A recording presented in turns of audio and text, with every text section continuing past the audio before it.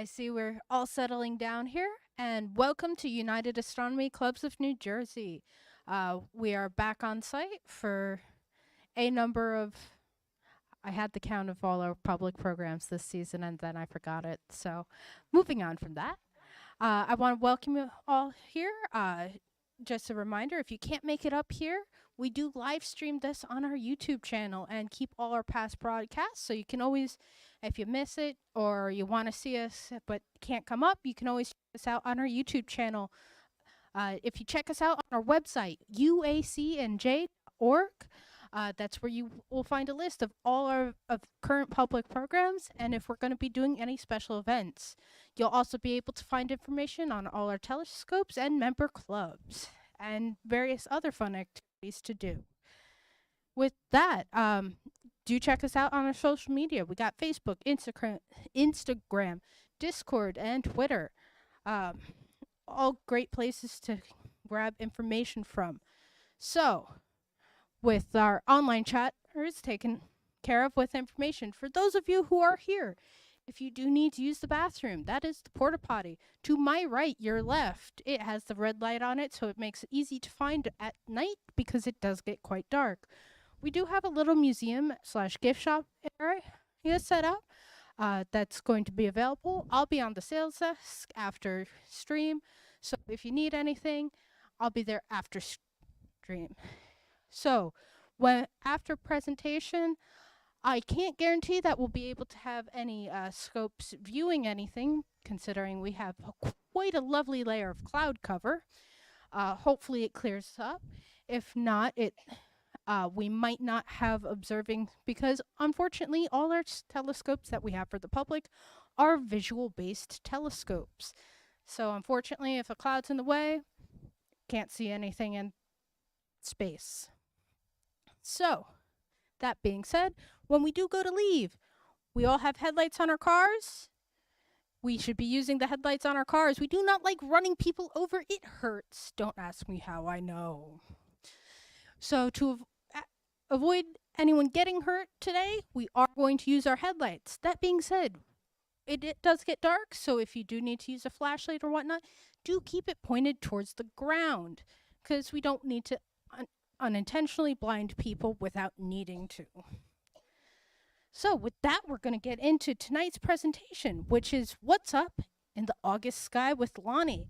Lonny has been presenting this program at UACNJ since it opened in 1994. He's been an amateur astronomer since age 10 and still has his first telescope. He holds 2 degrees from Stevens Institute of Technology in physics and computer science, but thinks practical experience doing space art, space animation, and virtual reality objects is more important. He has written an interactive astronomical history book, Space History Mystery Solved, which he will shamelessly plug later. We will all smile and nod. All right, and with that, we're going to get into the show because unfortunately the rest of the thing disappeared off my screen. Close enough. So. Thank you very much, Kim. It's a pleasure to be here. These programs would not be possible. Can you all hear me all right? A little bit low? I will speak louder. All right, so welcome, first-timers, and those who've been here before. It's good to see you again. These programs would not be possible without the help of the amateur astronomers and the many other people involved, like Kim, Chris, and others, the amateur astronomers. So do ask them a lot of questions. There's no such thing as a dumb question tonight, so feel free to ask anything except how old a woman is. That's a very bad question to ask. Never ask a woman her age. Got it? Okay. With that, we're going to begin our program, which is what you would have seen in the sky if your eyes were as big as dish plates and were made of wire and could see radio waves. But that's a very long title, so we had to shorten it to What's Up in the August Sky. What you want to do in August, especially, is find south. At Jenny Jump here, south is that way. You want to look as low as you possibly can for a group of stars that looks the shape of a teapot, and another one that's shaped like a scorpion. So, oh, yes. Your microphone away. That's part of And now you can hear me breathe heavily. All right. So let me know if you don't hear what I'm saying. I'll try to fix that. So the scorpion-shaped group of stars, you'll never guess what that is. Go ahead, take a wild guess. Who said that? Scorpion is correct. Correct answers are not punished. We encouraged participation from the audience. And I see that a lot of you are taking notes. Very good. You've got your tablets out, your phones. No? All right, so we're going to look for these two things when we look up in the August sky. Let's find out what's up. I like to use a website, go-astronomy.com. It's easy to remember, and it has a calendar on it that's easy to find. If you click on observing and then events, and you'll see a calendar like this, the sky event calendar. Click on it, and you'll see a list of everything happening for the whole year. But I just focused on August because I pity the poor people who are standing all the way in the back, so I tried to make the print as big as I possibly could. However, it's still a little small from back there, I know. How do I know? Because I stood over there 10 minutes ago. So if you can't see something, that's okay. I'm going to say it. And on our list today, for this month, we're always going to find two kinds of moon that are important, both of which are important. The full moon and the, don't be shy, new. Who said that? Get out. You're interfering. No, I'm sorry. Kidding. Participation is not punished. It's encouraged. I might be jealous of you if you say the right answer, but you can stay. Thank you, sir. Yeah, new moon is the best time to see faint objects. Why? What is the new moon? This month, the moon or the new moon happens late in the month, towards the end. And since it takes 1 month to go around for the moon, right, if you divide the 30 days in half, you get about 15. It's not really 15, but close enough. So 15 days before would be the full moon, August 12th. That's coming up in a few days. That's the absolute worst time to see faint objects. Why? Because the moon is bright, but I like annoying better. But bright is correct. Right, so when the moon is new, close to the sun in the sky, we don't see it. Its light doesn't interfere. Two important times. There's a massive meteor shower, one of the most famous of the year, the same time as the full moon. So that means what? That means for the meteor shower, what can you do? There's also the planet Saturn to look for tonight. If it were clear tonight, the astronomers here would show you Saturn through the telescope, or they might project it on the side of one of the observatories, which is a great way to observe. And then we have the planet Mercury, furthest away from the sun, an angle in the east, to the east of the sun. Where does the sun set? What direction? West is correct. Yeah, a lot of shy people in the audience, very shy. It's all right. I am a shy person. I was born shy. I've gotten over it because, as the Andrei Kudrescu says, he's a poet, he says people are like onions. You start out, you get experience, you grow like an onion in layers, but at the core, you're still your basic self. So in the core of my onion, I'm a shy person, just like some of you in the audience. It's okay. Let's take a look at some of these events, including a projected mission to the asteroid Psyche. Now, the asteroid actually looks really like this. That's an actual picture made by the Very Large Array of Telescopes that simulate a telescope miles across. That's a real picture. This is a simulated picture of what it might look like if you spun it around in 3D. It's an unusual asteroid, the most massive of the M-type metal asteroids, made mostly of metals like iron and nickel.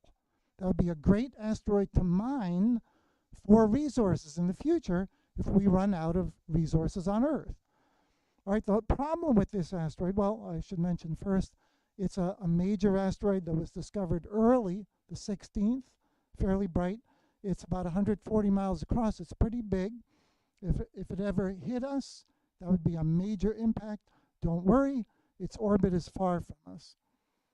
And they were planning to send a spacecraft called the Psyche mission to this asteroid, expected to orbit in the year 2016 to 2017.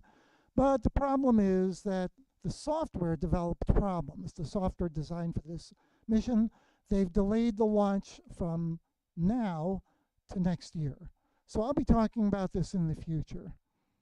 There's a picture of the asteroid probe made by an artist on top, an actual photograph of the space probe down below.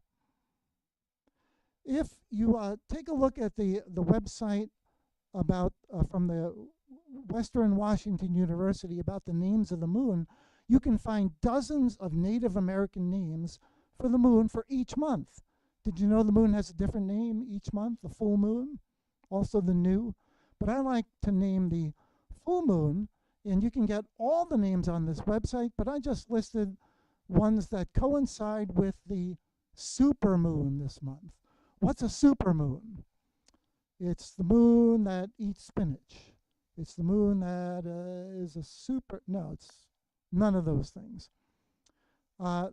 The astronomer Fred Espenak has a website that tells about eclipses and supermoons, all about the moon.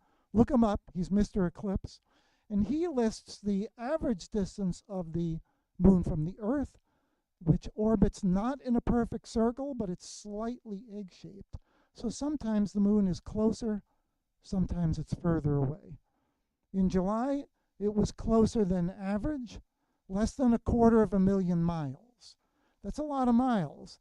My wife's car now has 290,000 miles on it, so she passed the moon. She might make it to 300,000. Keep your fingers crossed. It's a Honda. Maybe it'll make it. In August, we're 224 plus thousand miles from the Earth, the moon. So it's a supermoon because when the moon is full, it's also closest to Earth. Just occasionally, not always. This month it happens August 12th, during the full moon. Does that mean it looks much bigger? I see people confused in the audience. No, there's slightly bigger in angle, slightly brighter. Maybe you might notice the brightness. You won't notice the difference in size. You'll hear science reporters and others in the newspaper say, a supermoon, go out and see it. It's much bigger and brighter. That's wrong. And this is the website where you can find about supermoons, earthsky.org. Native American names for the August moon. The one that's easiest to remember, the sturgeon moon, because it's when the sturgeon are the best time to harvest. There are different tribes who had different names. The Cherokee called it the full fruit moon, the blackberries moon. I like the long name from the Sioux, the moon when all things ripen. Now, if you went out in the morning sky, anybody get up early, 5 o'clock in the morning? No one? You're like me. Oh, some people have to work. Some people like to get up early and look at the sky. You would have seen all 5 of the planets of the 6. Sorry, there are 6 planets you can see just by looking with your unaided eye. This piece of equipment right here, which we amateur astronomers here at the UACNJ go by the technical term. I'll ask you to repeat after me. It's a technical term. You need to remember, naked eye. Repeat after me.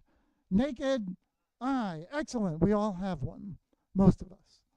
All right, so you're going to use your naked eye. Last month, you would have seen all 6 planets that can be seen with the naked eye. Mercury, Venus, Mars, Jupiter, Saturn, and Earth. Yeah, this one we don't count. Just look down. All 5 planets were out there visible in the same part of the sky. Saturn is now moving away. We're going to be seeing Saturn in the evening sky very soon. And here's what things look like a month later. This is all simulated in a free program that you can get, you can download, you can use on your mobile device, you can use their supercomputers on their website. It's called Stellarium, and we're going to use it in just a few moments. The only thing strange I find about it, if you look at the version number, usually we start with version 1. Stellarium started with version 0.7. I got to it when it was 0.14. Look at this. It's all the way up to 0.22. Woo! Maybe in my lifetime it might get to, I don't know. If you go on their website, stellarium-web, you can use their computers to run it. You can download it from stellarium.org and put it on a laptop, on a desktop. Anybody know what a desktop is still? Ooh, very good. Okay. Yeah, I'm planning to buy, I was going to buy a desktop. I'm thinking, laptop, I can take it with me. So Stellarium looks like this. And it simulates the sky, and this is the sky with the stars that we can see right now. If there were no clouds, where are they? Well, the problem with what's up in the August sky, what's up in the September sky, what's up in the July sky is it's summer, it gets dark late. So you younger people will have to ask your parents if you can stay a little later till it gets dark, where you'll see clouds. Yeah, so come back again for what's up in September. In fact, come back any Saturday. We have free programs for you, the public, about all kinds of topics, not just what's up in the sky. I come and do this every month, first Saturday of the month. I've been doing it 26 years. I hope I can do it some more. And I would look forward to seeing some of you again when it's dark. Because when it's dark here, it's one of the darkest sites in New Jersey. You can see the Milky Way from there all the way up across the sky to the north. North is that way, south is that way, Milky Way is like that. It's amazing. So if we were to wait until it got dark, in Stellarium you can advance time and you can change to 9:20 instead of 8:20. 9 plus 12 is 21. Right, that's why we see 21 on the screen. Stellarium uses 24-hour time. So look, it's dark. We're facing towards the letter N. So you do this at home, right? You go out, you look for the red letter N, right? Boy, you guys are either gullible or shy. Is there a letter N in the sky? Yeah, yes, in Stellarium. But in the real sky, no. So you can turn those letters off and on. You can make Stellarium look exactly like the real sky. You can do it for your location if you put in your latitude and longitude. We actually had somebody here take photographs of the entire panorama all the way around, so we are seeing the sky the way it looks from here, USANJ. If I look in the north, I will recognize a familiar group of 7 or 8 stars. 1, 2, 3, 4, 5, 6, 7. If you look carefully in the bend of the handle of the Big Dipper, you will see the 8th star, Alcor. Yep, and if you click on something in Stellarium, it will identify what it is. Mizar and Alcor are a visual double star. They do not go around each other. They're not held together by gravity. They just accidentally line up one in front of the other. If you went out into space to the side, you would see that the two stars are not near each other. But from Earth, they look close. It's called a double star. So the 7 stars of the Big Dipper, the Big Dipper is not one of the 88 officially recognized constellations. That is the whole grouping that, if we were to draw lines between the stars, show Ursa Major. And Ursa is the bear. Ursa Major, bear large, the big bear. You can use the pointer stars in the Big Bear, Merak and Dubhe. Also, these also have different ways of identifying bright stars. They have Arabic names from the time of the Dark Ages. The Arabic astronomers kept astronomy alive. We also label them by the Greek letters alpha, beta, gamma, and they have scientific designations, right ascension declination. We ignore that. We're just going to use the names Merak and Dubhe. We're going to point along them 5 times up, and we will pass right by a bright star, Polaris, that marks where the Earth's North Pole points, approximately. It's actually off a little bit over here. So if you want to find north at UACNJ, north is over the roof that way, south is that way. You're going to find the Big Dipper, follow the pointers to what? The star. A lot of shy people. Polaris, North Star, the North Star. The Earth, as the Earth spins, right, like a top, it has an imaginary axis. If I spin, I've got one going through my head and toes, right?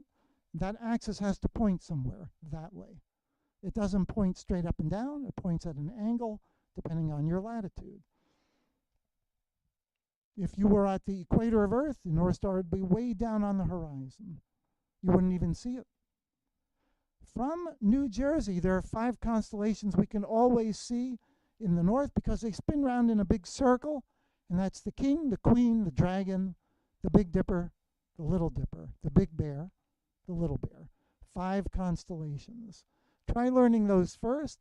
Cassiopeia is hard to find. The letter W, the Queen, is low near the trees. Where you live, you might not even see it.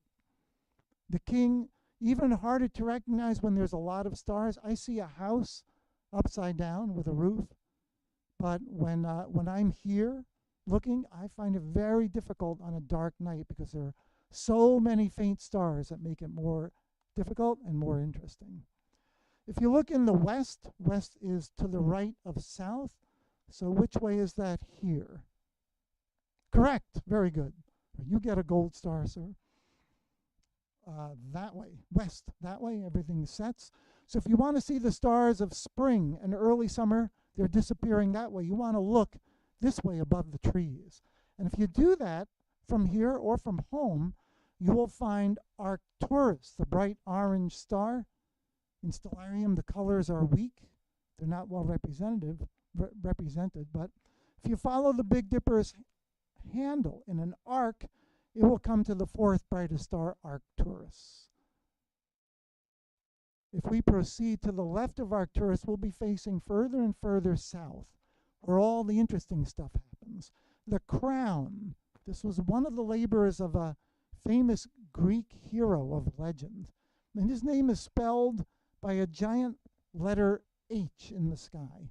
This guy is straight up here in the summer. This time of year, you want to look straight up.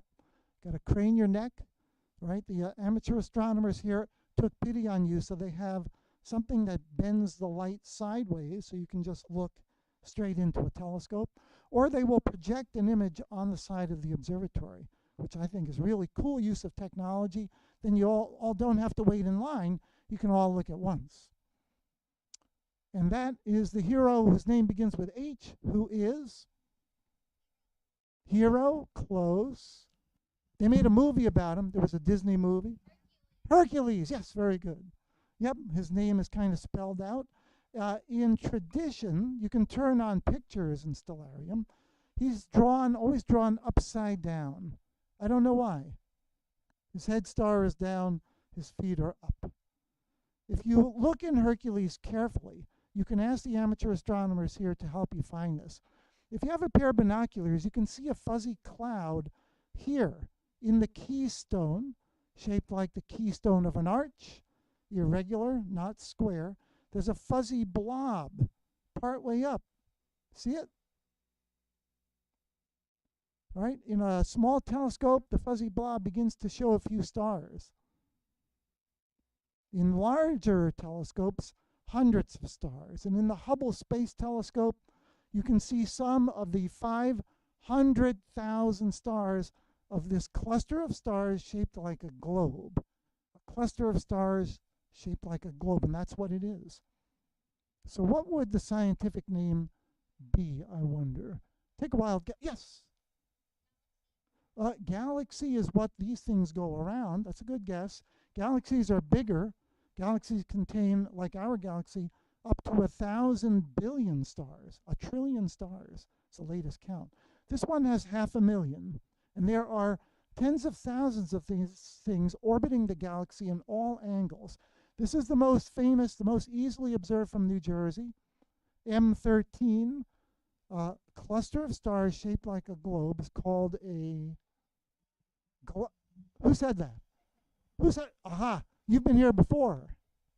Yeah, well, that's okay. Thank you. Yeah, globular cluster. There are stars that are together, held by gravity, like these, but further apart. Older ones are called open clusters. Beautiful sprinklings of stars, like the Beehive is a famous one. So you see how the sky drifts over time? If you point a telescope that does not have a drive on it, things are going to move out of the field of view. And that's because the Earth is doing what? The Earth is going that way, rotating eastward. The sky seems to go that way. So they used to think that the sky went around the Earth. Question? That's exactly right. I don't know if you heard him rotating. The Earth is rotating. Thank you. Which means that the sky looks like it moves east to west, 24 hours. Without a clock drive, which our amateur astronomers have on their telescopes, objects would drift away. This is M13 from the Messier catalog of 104 objects. See if you can find more. In Hercules, that's called a deep sky object. Ask the astronomers here to show you deep sky objects when the sky is dark and clear. Not tonight, but I hope you'll come back on another night. Again, we do this every Saturday. To the left of Hercules, bright stars in a triangle that we see during the summer, marking the location of the Milky Way. 3 bright stars, Vega, Deneb, Altair, making a triangle. So we see that in the summer. What would you call it, the scientific term? The star triangle, close. Summer triangle, yeah. Yeah, so 2 of the stars are in science fiction stories and movies, right? The star Vega. In the movie Contact, they get a signal from Vega that took 50 years round trip to come to us. Contact. And this star Altair, in the classic movie from 1956, Forbidden Planet, they go to that star, which is more than 16 light years away. A light year being how far light travels in 1 year. It's big. It's about 6 trillion miles. That's 6 and 12 zeros.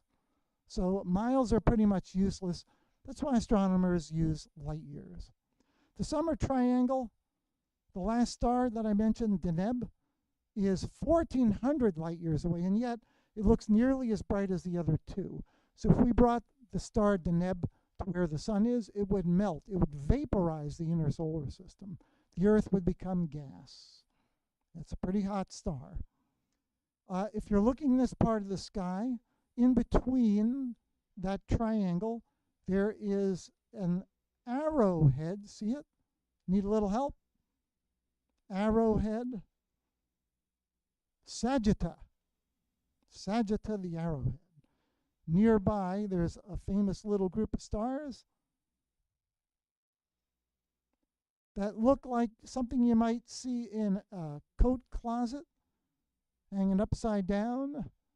The coat hanger is not a constellation. It's an asterism, just like the Big Dipper. An asterism is a star picture, not official, not one of the official recognized. And if you forget how many constellations there are there any piano players in the audience? Piano players? Yes? Have you ever counted the number of keys on your piano? How many? You forgot. There's a lot. There's 88. There's 88 keys on a piano. There's 88 constellations in the sky. Check it out. Next time, count your keys. I'll come and help you. No. The coat hanger, fun to find in the summer sky. If there is an arrow, is there an arrow shooter? Look down low, low, low, low in the summer sky. You'd better do it this time of year. You might run out of opportunities because these stars are so low in the sky, we see them only in summer. Scorpius. What's Scorpius? Scorpion, sign of the zodiac. And Sagittarius, the arrow, Sagitta, shooter. Half man, half horse, holding a bow and arrow. If I take away the picture, it looks just like that, right? No, I don't see anybody, nobody in agreement. Yeah, it does take some imagination, but you can see what we amateurs call the teapot. Teapot, right? Right here, I just read about this. If you take the stinger in the scorpion's tail, make a triangle with the edge of the teapot, and go about there. Let's zoom in. Do you see it? It's got a mass of millions of times the mass of the sun. It's at the very heart of our galaxy. It's called Sagittarius A, and it is a black hole. Do you see it? No. Why can't we see a black hole? They're invisible. It's black. Because You they're can't so see a hungry black they hole. eat light. Right? It sucks down every bit of light. Anything that enters a black hole doesn't come out. Actually, they do leak a little bit. Stephen Hawking proved that. So after a time, black holes will evaporate. The small ones quicker than the big ones. This one might take the age of the universe to evaporate. Can't see it, but that's where it is. The summertime is one of the prettiest times to see nebulae, plural of nebula, which means cloud. There are clouds in space. Did you know where stars are forming? How do we know? Because we can watch it happen. Did you know that? The people have observed stars forming. And you guys, if you come here on a dark night during the summer and look right over there above the trees with your, what? I don't hear the back. Thank you, the naked eye. You can see a place where stars are being born with the naked eye. You don't need a telescope. You don't need binoculars. You need a dark sky. You would look right here above the teapot spout, and you won't see the colors that you see in this picture. But you will see a famous nebula called the Lagoon Nebula. It looks like a lagoon with a river of dust running down the middle, cutting off the glowing light of hydrogen gas, which will one day compact to form stars, and the dust will compact to form planets. And how do we know? Because we can see this process happening by sampling different nebulae. The lagoon is famous, and right above it, the Trifid, beautiful nebulae. And these are long exposure photographs made with the world's greatest telescopes. Is this what we're going to see when we look through the telescopes or at a projection here at Jenny Jump? Are we going to see this? No. Sorry. The human eye is very weak at seeing color when it's a low light level. All right, so please don't be disappointed. The incredible thing is that when you look at these objects, you're looking back in time thousands of years, because these things are thousands of light years away. And yet they live for millions of years. So what is that to something that lives for thousands or hundreds of thousands of years? The sun is going to live another 5 billion. That's 5,000 million. That's 5,000 years. So a human lifetime is like the blink of an eye to a star or a nebula. So we see it as it was thousands of years ago, but the change is very slow. So it's pretty much going to look like that even now. When we look in the sky, we're looking back in time. When you look towards the sun, that's the past. That's 8.5 minutes, about 8 1/3 minutes in the past. It takes light that long to get to us. My complaint about light is it's too slow. Light is too slow. I have a presentation I've worked on called What Bothers Me, and that's one of the things. And I'll be giving that presentation by request to any astronomy group who asks. So light is annoying. There's a lot of nebulas to see in this part of the sky. One of the prettiest things is the Milky Way galaxy, the one we live in. I've exaggerated how bright it is here in Stellarium, but if you go out and you get your eyes used to the dark, here at Jenny Jump, when it's dark, you can appreciate the beauty of our own galaxy. It looks very thin, like a thin band of milk crossing the sky, because the Milky Way is thin. It's a thin, flat disk of about 1 trillion stars. One last thing I want to leave you with. We're going to see the moon, all right near this part of the sky. If it were dark tonight, we can turn on various marks in Stellarium, and I want to show you where the planets go. It is called the ecliptic. The ecliptic, and if you go outside and trace the signs of the zodiac, you will see where the sun and the moon and the planets tend to follow. Because the solar system is, for the most part, the major planets, the sun, the moon, pretty much flat. Not so much the planet Mercury, that's a little bit tipped. The planet Pluto, very tipped. The comets come in at all angles. But the major planets follow this line. Are you going to see the ecliptic in the real sky? No, thank you. I heard crickets for a while there. No, you're not going to see that. You'll see it in a star chart. You'll see it in Stellarium if you turn it on. But you will see the stars that it goes through. Libra, the scales. Scorpius, the scorpion. Sagittarius, the teapot, or the archer. And my sign, shaped like a bikini top or bottom for the summer, the sea goat Capricornus. Capricornus looks just like a goat, right? What if we look at the sky later on at night? About 10:30, 11:30, the goat is high in the sky. That's my sign. I'm embarrassed to admit I'm a goat. However, the sun was not there when I was born, which is what astrology says. Instead, the sun was here in Sagittarius. And so the problem is, astrology is off by a whole sign because the Earth has wobbled since the time astrology got started. And as the Earth wobbles every 25,000 years, the North Pole changes, right? About 10,000 years from now, well, about 8,000 years from now, we'll have a pole star Vega, the bright star Vega. And to make matters worse, the sun, moon, and planets also pass through the serpent carrier Ophiuchus. So there's really 13 signs of the zodiac. Not every astrologer takes that into account. To make things more challenging, I could turn off the lines and the pictures and challenge you to find constellations like the teapot without the lines. By the way, we do sell star charts with lines here in our gift shop. Shameless promotion. So if you go to a science gift shop, museum, or an observatory like UACNJ, they do have gift shops. You might want to help us out. All right, so that's some of the summer stars. The stars that are coming up in the east, I'll be talking about those later in What's Up in, you guessed it, What's Up in September. Yeah, I hope you come back for that.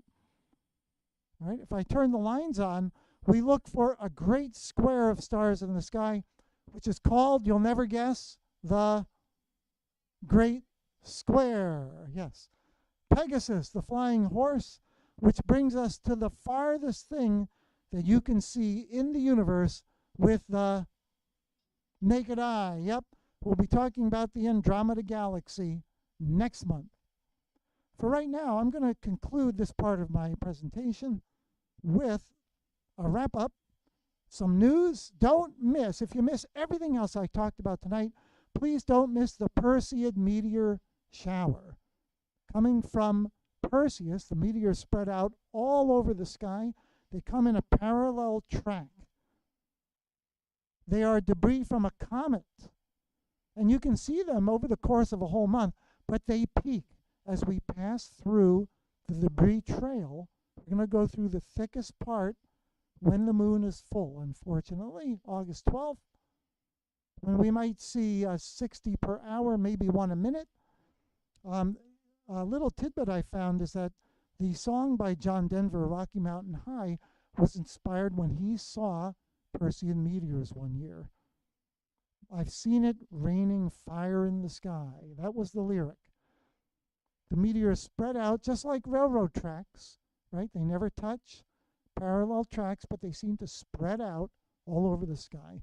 Now I have to warn you, to see a meteor shower, you need 3 technical things, very complicated. I've got pictures. 3 important pieces of equipment. Let's see if you can guess what they are. Anyone? Anyone? Yes. Particle accelerator? No. What? A telescope? No. You need this. What is it? Naked eye. You need this piece of sophisticated equipment, a comfortable chair, and to make things a little bit better, bug spray. Yep. Comfortable chair, bug spray. Set it up, face south.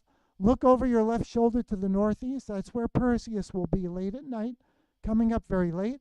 The meteors stream out from Perseus all over the sky. The best piece of equipment you can use is this, because it has a big angle and it captures things that go quick, and these meteors go quick. Don't miss it. We got news from the James Webb Space Telescope showing galaxies more clear than they've ever been seen before. We've got some history. Go to onthisday.com.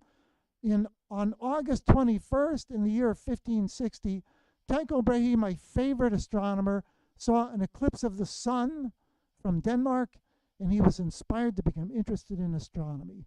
He was so inspired that he challenged another astronomer to a duel. He lost, and his nose got lopped off, replaced with a piece of silver. So from then on, they called him Old Silver Nose.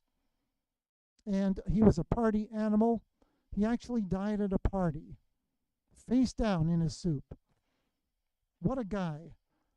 I hope to be just like him. On August 24th, 2006, a day that will live in infamy, Pluto was reclassified from a major planet to a dwarf planet. Oh, poor Pluto.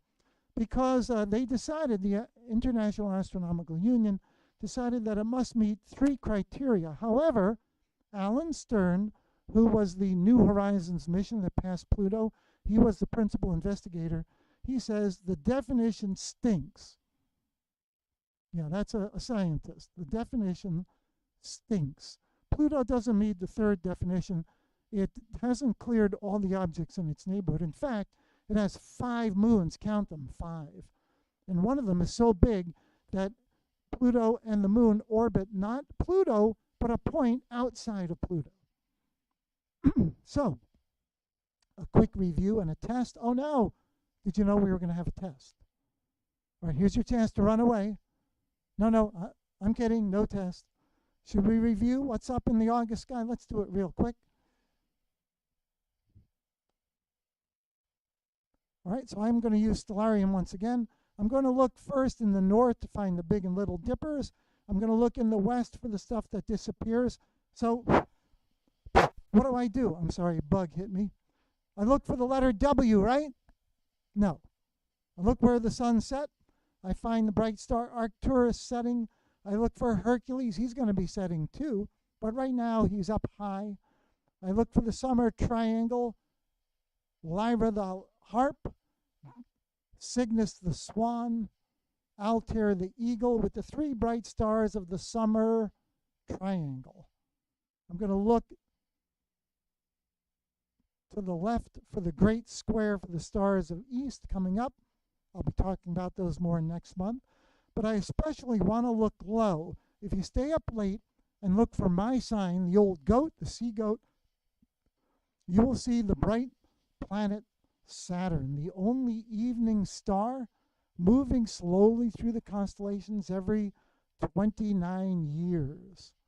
If we zoom in as with a telescope, a small telescope will show us some moons and the rings. A bigger telescope will show us the gap in the rings and the beautiful bands of Saturn. The ringed planet, the banded rings are now open, visible in a telescope. Every 29 years, we go through a full cycle.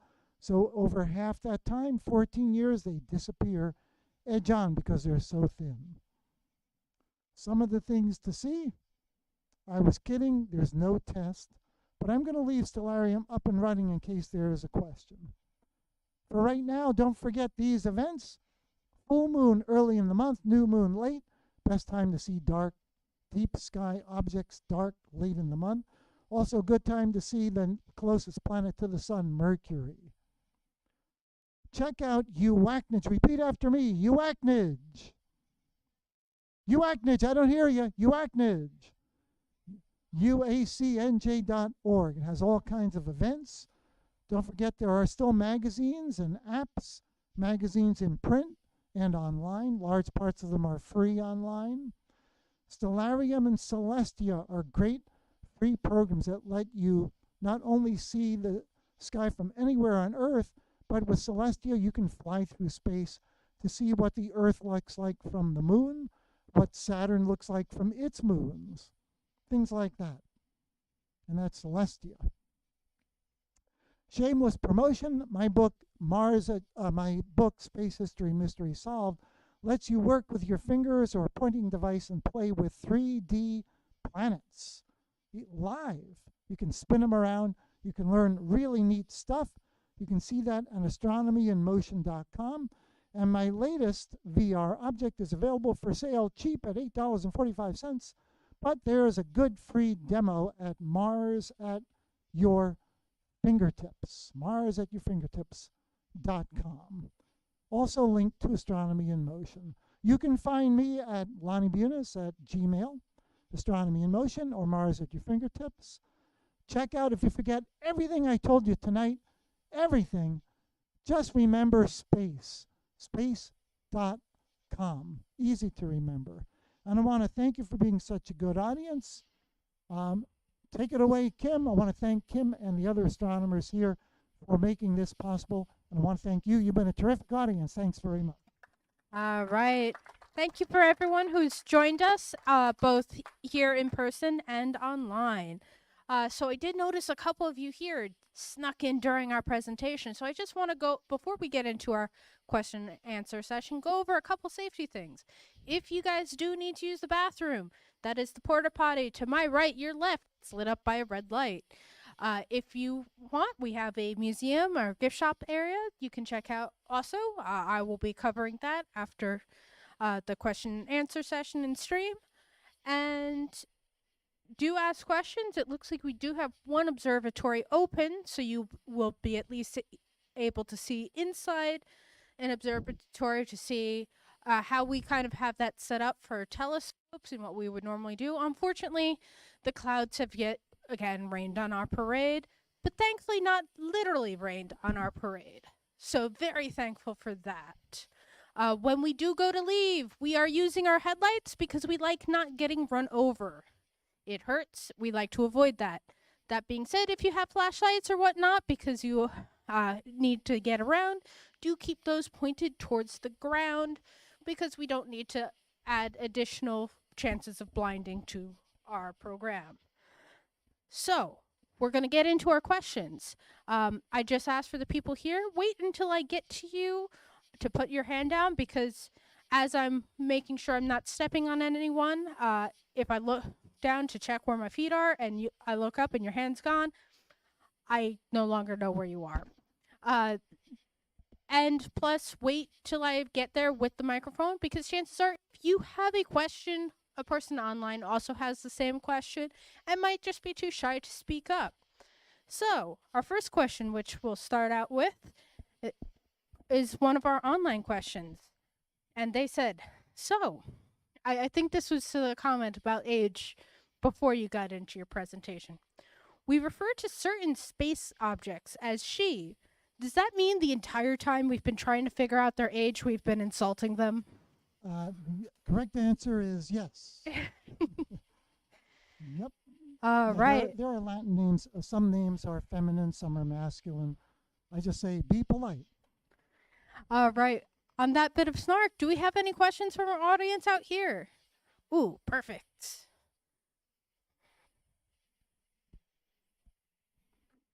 Can can you find the nebula of the cat's eye? The cat eye. The The cat. Cat's Eye Nebula. Yes. I am not sure where that is in the sky, but we can use Stellarium to find objects. So why don't we try that? We can do this interactively.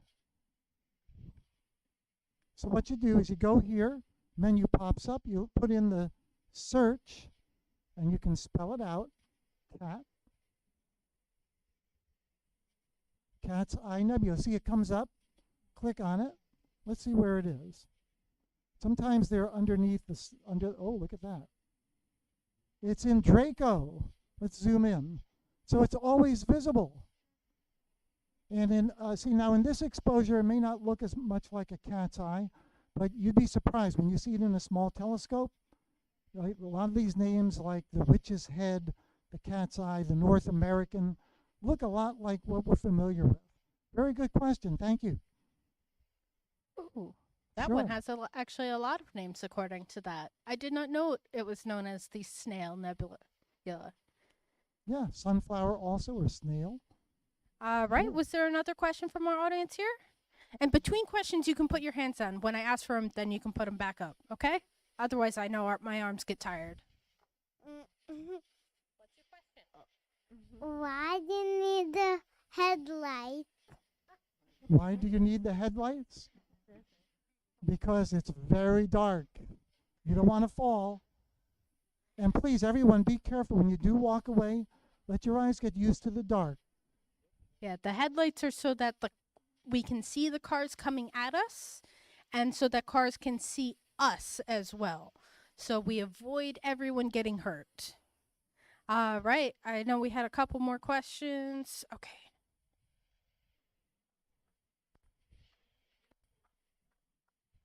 Can you see a Rosette Nebula from here? You could. The question was, can you see the Rosette Nebula? That is a winter constellation. It's near the constellation Monoceros. Monoceros, one. Ceros, horn. Unicorn. Monoceros is the unicorn. I will show it to you if you come back to see what's up in the winter sky during one of the winter months. Of course, we are closed November through March because it's just too cold. But I will be doing this talk online. So I hope that you will ask that question again. Thank you. Can you see a nebula with a naked eye? Have I seen a nebula with the naked eye? I have. The Lagoon Nebula is the one that I showed a picture of. What you want to do when you're home, go where you can see below the trees. Well, you got to go away from the trees and the houses. You need a horizon. The shore is good, or a high place. Look in the south. Look for the teapot spout, and look up a little bit, less than a hand's width, held at arm's length. Look for a little fuzzy cloud. That's what it looks like. That's a place where stars are being born. Good question. Right. Any questions? No question is, no such thing as a dumb question. I learned by asking a lot of dumb questions. I actually have two questions. The first one is, so I watched a video on YouTube about when Betelgeuse is gonna supernova, and the question is, has it supernovaed yet? The crickets here are so loud that I have trouble hearing that.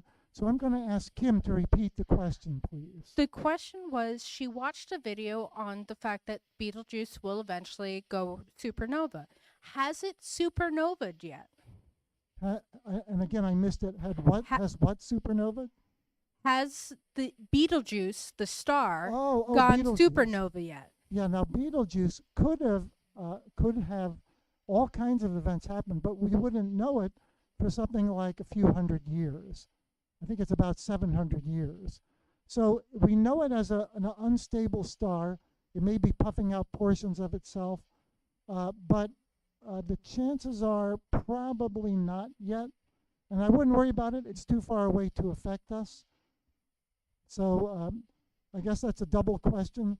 We don't know, and don't worry. Right. And your second question? So I think me and my mom, I think we're on Facebook or Twitter, and we saw this really cool nebula. It was called the Hourglass Nebula, and it had like had an eye in the middle. What And was the name of the nebula again, please? the Hourglass Nebula. Hourglass. Well, let's see if we can find it, shall we? I'm wondering if that's another name for the dumbbell nebula. Oh, that could very well be. Well, let's see. If we put in hourglass region, hourglass X, there's all kinds of hourglass nebulas. Planetary nebula. Let's try that one. Yeah, I see it's down in the ground, which means this time of the year we're not going to see it, but we can change that. We can change the month from August, like so. And there it is.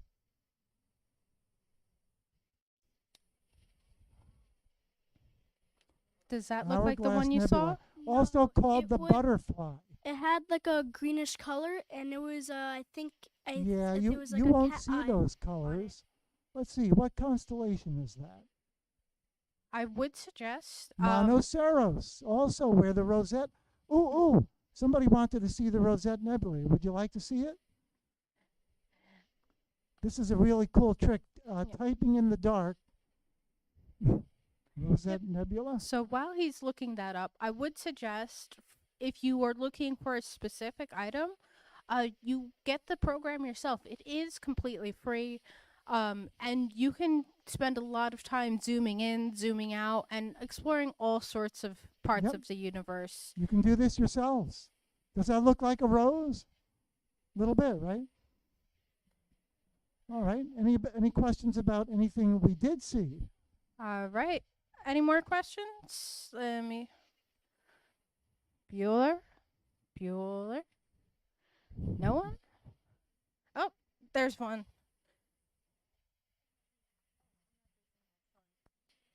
Oh, I got tricked. I've been deceived. I think someone may have dropped a phone case here. All right, so you guys know everything there is to know about what's up in the August sky, right? Listen, I don't know everything that's up in the sky. That's why I asked the amateur astronomers here who have more experience observing than I do. So I hope that you will ask them a lot of questions. Don't be afraid. They love to answer questions. All right. Looks like someone lost their screen protector. Just if you have any trash, we do ask that you take that out with you because we are in a state park, and state parks are in carry out on their trash. Was that a question back there? The phone that I see, is that a question? Oh, Okay. you know, I saw somebody holding their phone up That- with apps like Skyview, which is free. There's many, dozens. You can hold your phone up like that. It will show you the stars that you would normally see without clouds in the correct orientation as you move your phone. Very cool. Try it out.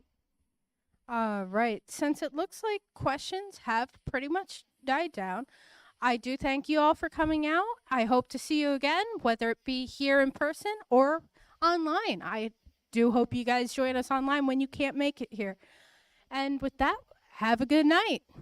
Thank you. Yes. Thank you very much.